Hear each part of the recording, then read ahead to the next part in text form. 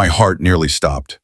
When Veronica pulled a handgun from her designer purse and pointed it straight at my chest. "You'll never own this land," she hissed. "Your family story ends today." But something inside me snapped into place. I stood tall, looked her dead in the eye. "You're standing on Granger land," I told her, and that's when everything changed. 8 months earlier, I was still writing software at a startup in Denver, living the urban dream, late nights, takeout boxes, and noise-canceling headphones. Then life hit like a freight train. My parents, gone. A car crash, just like that. They left me Granger Ranch, 150 acres nestled in the foothills of northern Colorado. It had been in our family since 1870. I packed up my apartment, thinking I'd just fix the place up, maybe sell it. But the moment I stepped onto that porch, felt the crisp mountain air in my lungs, heard the creak of the barn doors and the low moos of cattle, it didn't feel like a project. It felt like home. I didn't know tractors. I knew tech. Thankfully, Hank, our ranch foreman for 40 years, taught me how to keep the place running. He even stopped me from blowing up the irrigation system. Twice. Then there was Julie Monroe, my neighbor, a 40-something widow with 2 kids and a grit that made me feel lazy. She brought over homemade chili and better advice than any ranch manual could. I was learning, slowly. Granger Ranch was healing me, but peace doesn't last forever. It was a Thursday when I heard the sound. Gravel crunching, a shiny black Mercedes SUV rolled into my driveway. Dust clung to it like an insult. Out stepped a woman. Cream slacks, gold flats, oversized sunglasses that looked more like armor. Her platinum bob cut into that unmistakable, "let me speak to the manager" shape. "I'm Veronica Holston," she said, "president of the Silvergate Bluffs HOA. I'd heard of Silvergate, new luxury subdivision, half a mile from the southern border of my ranch. Fancy, flashy, fake. She didn't even blink before launching in. "We've received several complaints," she sneered, already scowling toward my cattle pens. "The smells are interfering with our residents' quality of life." I blinked. "Ma'am, this is a working ranch. It smells like cattle because there are cattle, and I'm not under your HOA. Her face twisted. "We have ways of dealing with uncooperative neighbors," she snapped, then paused, looked back. "And trim that grass, it's an eyesore."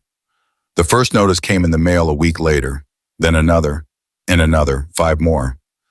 Unapproved structure, my barn, unauthorized business activity, ranching, excessive noise, my roosters. Each notice came with escalating bumpers. The final one threatened legal action. I called Nate, my college roommate turned real estate attorney. He looked through the paperwork and scoffed. "This is harassment. They have no legal standing over your land." Then he paused. "But Veronica's husband, Dale Holston, big shot in development, very connected.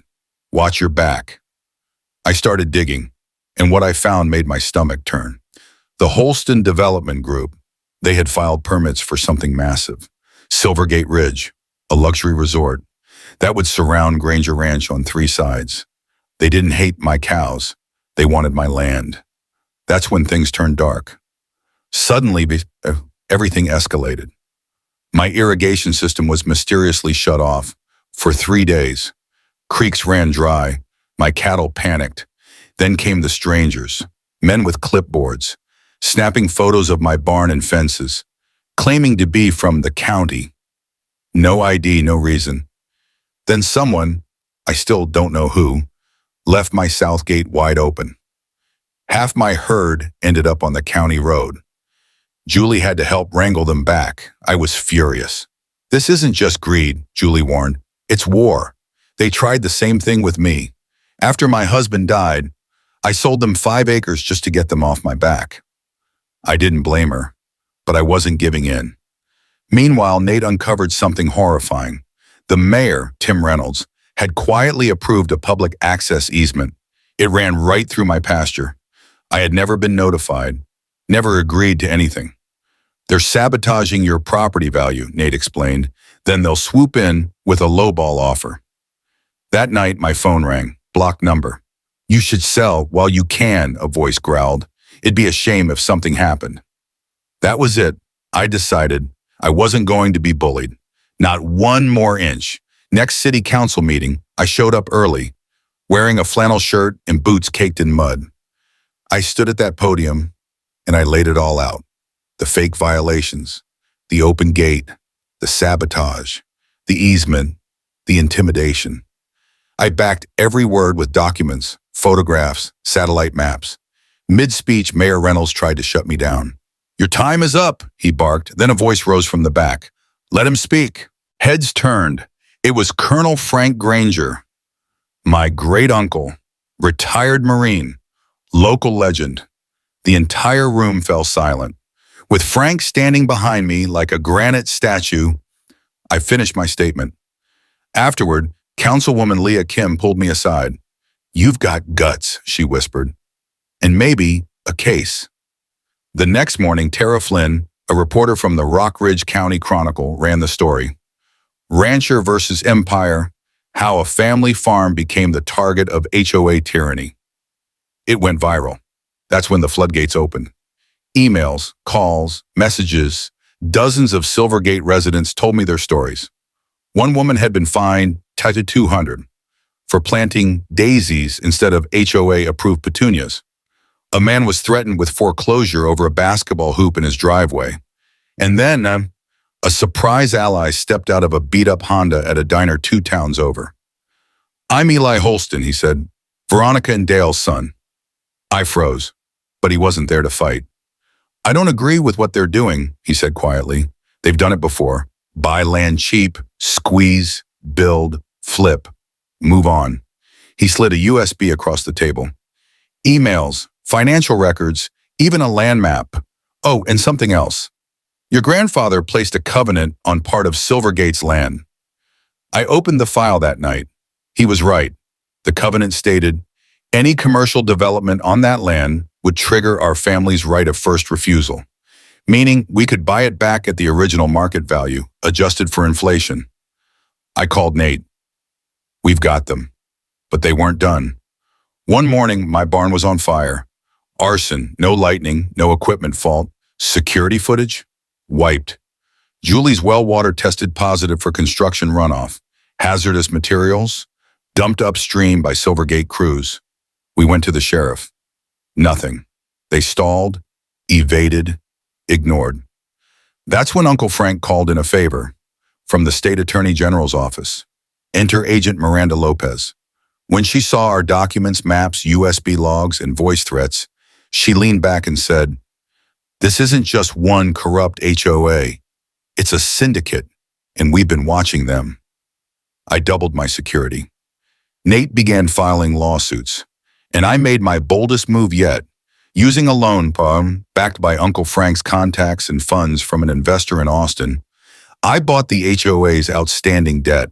You heard that right. I bought the debt that kept Silvergate running, and with it came power. At the next HOA meeting, I walked in. Veronica's jaw dropped. This is a private meeting, she snapped. I set down the deed folder. Not anymore, I said. I'm your primary creditor. Residents gasped. Some stood and started shouting questions. Why were our dues raised? Why are all the contracts going to Dale's company? What's going on? Veronica couldn't answer. She tried to shout over the chaos and failed. That night, security footage caught Veronica dumping chemical waste near the stream again. When I confronted her, she pulled a gun. You don't get to win, she snarled. But here's the truth I already had. That footage of Veronica dumping waste and pulling a weapon went straight to Agent Lopez. It was over. Veronica was arrested and charged with aggravated assault, illegal dumping conspiracy to commit fraud. Her husband, Dale Holston, wasn't far behind.